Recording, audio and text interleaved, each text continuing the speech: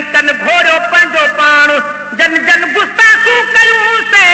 बुरी थी वा भाण वो गुलाम नबी गड पाण सा तू जाम नबी खे जान सात दनी सिरवानो है हाजुर नाजुर हर घड़ी जिड़ो या दूर वेही पहचो हम खे दिसी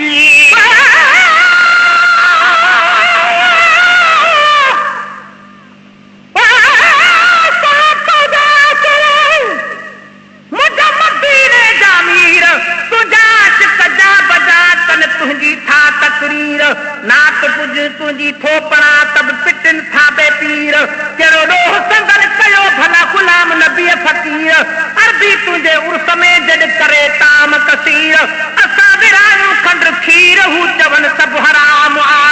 रे जिरो या दूर वेही पजदो के दिसी जिरो या दूर वेही पजदो के दिसी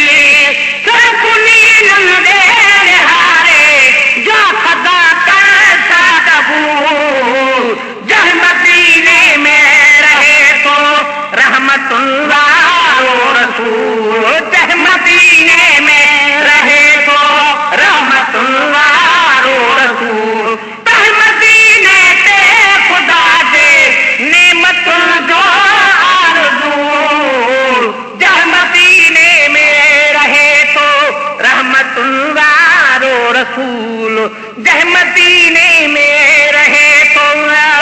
जिसे आसुल आबजा नुर लायू लसलेत अल्लाह ओल न उलजा तेरा मथे देता जो कोचे न जाग के चल परे के ना पेता हर लगे कान लपेट इन गरीबन गोरा बखे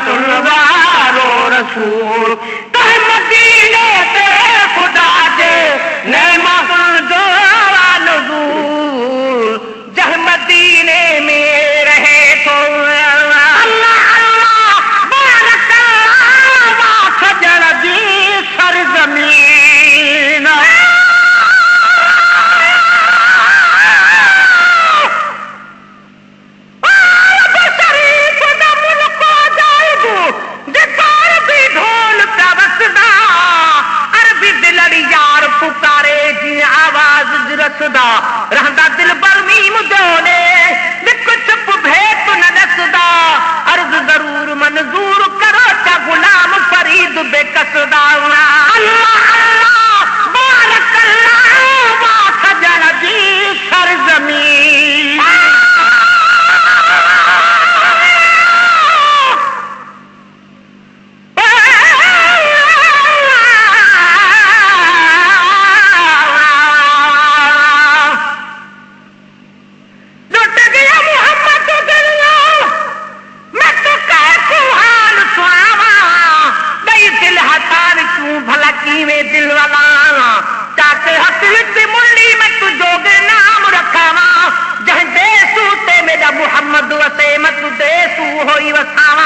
गुलाम फरीदा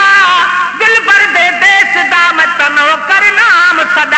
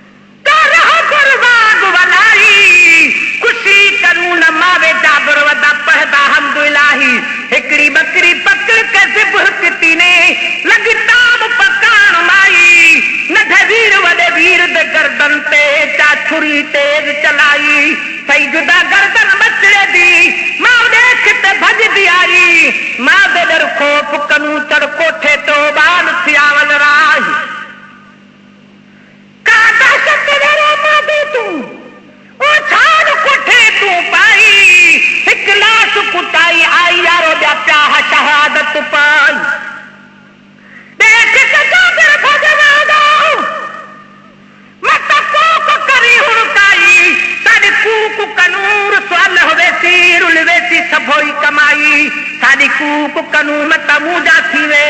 लजपाल मोहम्मद माही चाला चुई घर विच रखो ने कमकार कुवत हिन रखाई ए सपुर दा बदला ना बकता की दे दा है जात इलाही वो बेसहारा कौन आहे बरकतों बेसहारा ने कौन आहे बरकतों जह तो बाबो आउते सा बतू जह तो बाबो आउते सा बतू जह मदीने में रहे तो रहमतुल्लाह रो रसूल तह मदीने ते खुदा जे नेमतुल जो आरज़ू जह मदीने में रहे तो रहमतुल्लाह रो रसूल जह मदीने में रहे तो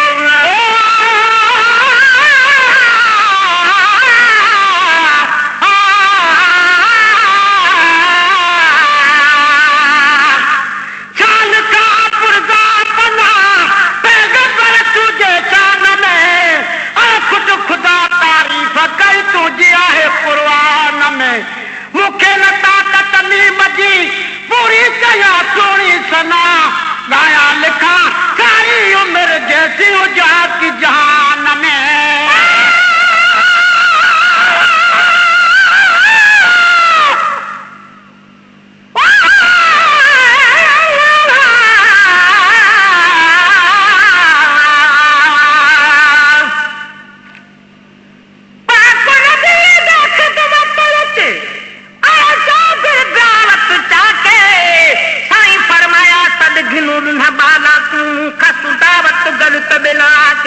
जाबरा क्या सही निद्र पहन साया चाल जगाते जाबरा क्या नहीं जागन वाले हैं आसरा साई ने निगाते बेवसहा जाबर जाओ अलाया की नीर बहाते रोंदा दे जाबिर को साई दर्द वदाई गदनाते फिर भी गया घर जाबिर दे लजपाल कदम फरमाते अल्लाह साई रोही बाल उठाए मेरे मदनी साई दुआते बाले आका दी उठाई बकरी दे तो उठाते बकरी दे तो खेद दे अपना रूह दुला के हदिया चुरपुर साईं कट्ठे कराना अल्लाह पाक दी उठा के मेरा बुरा दी होंदा बकता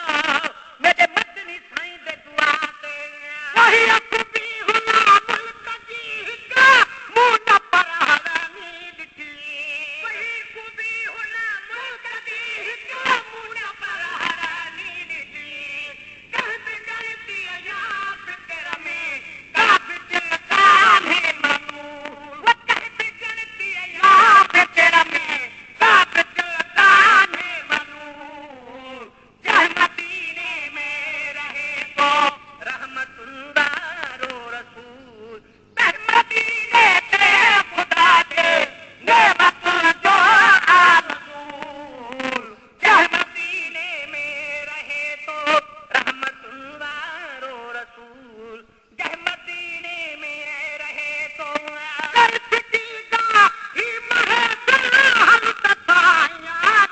Allah